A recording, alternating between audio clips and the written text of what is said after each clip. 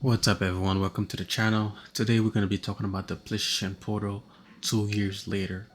And honestly, when the PlayStation Portal just dropped, like the first trailer that I've seen, I was looking at the PlayStation Portal, I was like, why does this look like a DualSense controller split in half with like a screen in the middle of it?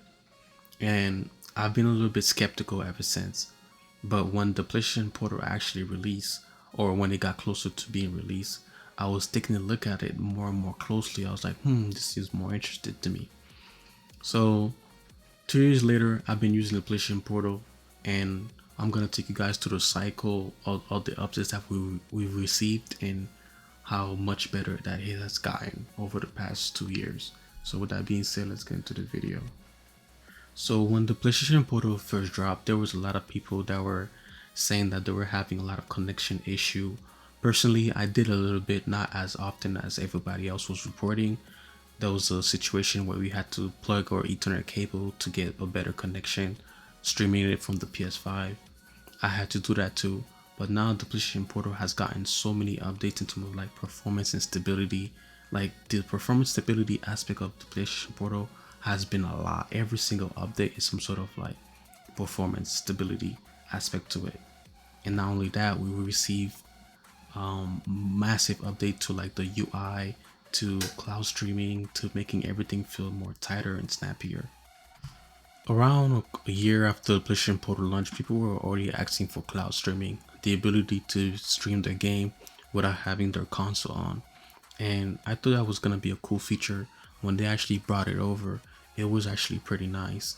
I actually compared it to Xbox streaming feature, and I believe that the cloud streaming on the PlayStation is a lot more smoother, a lot more responsive, less latency than the one that's on the Xbox, and I actually enjoyed it pretty much.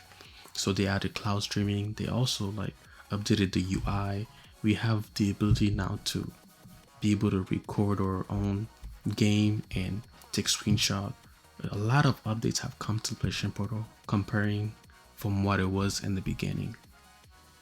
And now you technically don't even need a PS5 to have a PlayStation Portal. You can just literally pick up a PlayStation Portal for like what, $200, and basically have a mini PS5 in your hand that cloud stream, as long as you have a solid internet. Now the Portal is constantly getting updated. At least the cloud streaming aspect of it is always getting updated with new games. The latest two games that were like a highlight for me that came out recently was Spider-Man Remastered and Mortal Kombat 1. Last night I played Spider-Man Remastered. There were like two modes, performance and like the fidelity mode. I tried both. Fidelity mode was looking very beautiful, and it was still as snappy and responsive as when I was playing in performance mode. Performance mode was even more snappier and a lot more smoother. When it came to Mortal Kombat 1, Mortal Kombat 1 was the one that kind of like surprises me the most, because with Mortal Kombat 1, basically the game needs you to be able to make fast and quick movement, and honestly the PlayStation Portal was able to keep up, and that really kind of surprised me a lot, to be honest. That was like the biggest highlight for me. So moving forward, I can see that Sony is gonna be making more of a push toward cloud gaming. If the servers are getting better and the system itself is being able to run games smoother and better, like I feel like Sony's gonna take this to the next level when it comes to cloud streaming.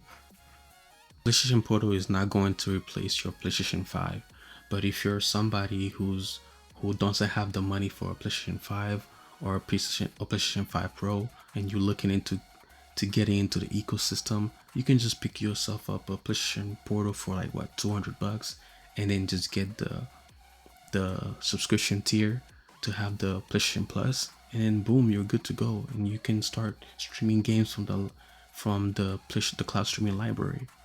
But now the next update that I feel like is very necessary to take the PlayStation Portal to the next level is to be able to make you have your own PlayStation 5 library and the cloud streaming, which will take this device to the next level. But what do you guys think? Have you guys noticed the PlayStation Portal getting any better?